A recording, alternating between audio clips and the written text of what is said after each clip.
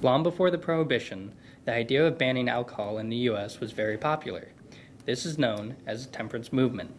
In the early 1800s, many people, mainly religious groups, began to see that alcohol was being used excessively by the whole country. To reduce the amount of alcohol consumption, people took a pledge to abstain from using alcohol. This was partially due to its economic and social problems that occurred as a result of rapid inflation. Widespread drinking was a way of life. Many drank while working. It was also a payment instead of cash. The temperance movement began to solve this problem. Beginning in the early 1800s, the movement first tried to make people temperate in their drinking. By the 1820s, the movement advocated total abstinence from alcohol. The movement was also influential on passing laws that prohibited the sale of liquor in several states. The temperance movement was important because it connected many other reform movements that sprang up between the American Revolution and the Civil War.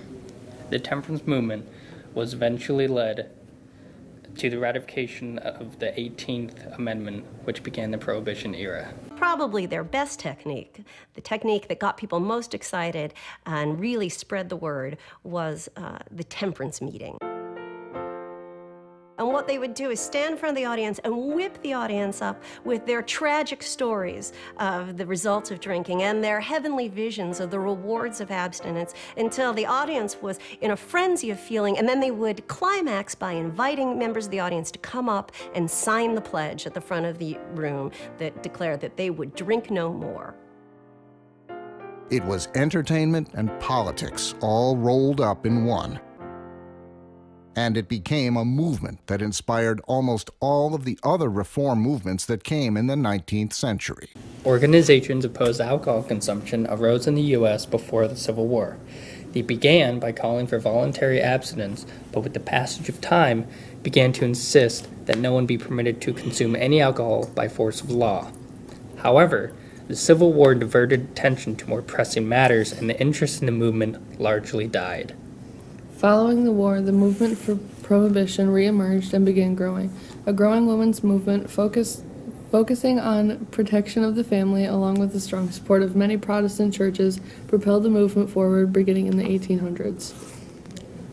After that time, a number of states adopted statewide prohibition within their borders. However, it was World War I that made possible the passage of national prohibition. The strong anti-German prejudice made brewers, who were generally of German origin, popular targets of hostility. The argument that alcohol beverage production diverted grain needed for the war effort, the lack of organization of the part of those who didn't support prohibition, the effective organization of the prohibitionists, the strong support of the Ku Klux Klan, political intimidation, and the effects of decades of temperance propaganda made possible the passage of the 18th Amendment establishing national prohibition. National prohibition of alcohol in the U.S. describes the subject in more detail.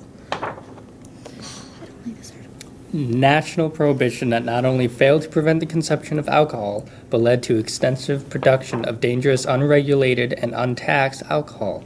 The development of organized crime, increased violence, and massive political corruption. Although prohibition was repealed in 1933, there are still hundreds of countries across the United States today that abstain from alcohol. Amazingly, some people today insist that prohibition was a success. Because prohibition is now recognized by most people as having been a disastrous failure and currently lacks strong political support, modern prohibitionists are using a different approach to achieve their goal. Their tactic is to establish cultural rather than strictly legal prohibition by making alcohol beverages less socially acceptable and marginalizing those who drink, no matter how moderately. Like the anti-alcohol activists who preceded them, the neo-prohibitionists of today, often called reduction of consumptionists, neo-dries, or neo-Victorians, don't distinguish between the use and the abuse of alcohol. Both should be reduced.